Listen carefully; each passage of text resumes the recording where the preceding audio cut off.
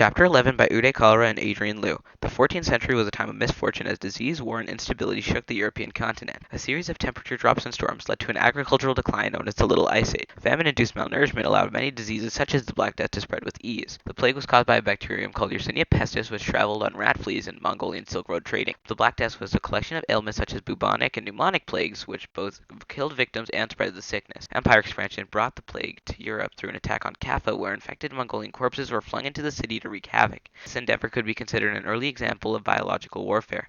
Refugees carried the plague to Sicily and Italy, where trade allowed it to spread thoroughly in Europe by 1351. The plague killed about one-third of Europe and induced mass hysteria. The plague was believed to be God's wrath, earthquake poisoning, or revenge of the Jews through poisoning of wells. In a burst of anti-Semitism, similar to the Holocaust where Jews were oppressed for their biblical antagonism, Jews were burned and organized pogroms as scapegoats for rich Catholics. Flagellants were a movement who whipped themselves for God's forgiveness but failed due to papal condemnation. Europe suffered from peasant revolts such as the Jacquerie, where harsh living conditions, despite the lower population, angered the lower class. Revolts also happened industrially as the Florent Ciampi rebelled for government involvement. This time was also plagued by war as a French throne dispute between France and England began the Hundred Years' War. The English won the first phase of the war with their advanced weaponry and strategy. However, the war was renewed due to a civil war in France, which caused Joan of Arc, a mystic peasant woman, to lead French troops to victory at Orleans under the name of God. France was now re-established as a country under the French heir. Prior to the Hundred Years' War, there was huge conflict between Pope Boniface VIII and King Philip IV of France. Philip IV desired new forms of revenue and therefore began to tax the French clergy. The Pope was angered by these taxes since it opposed his claims on how the spiritual authority outruled any secular authority of a king.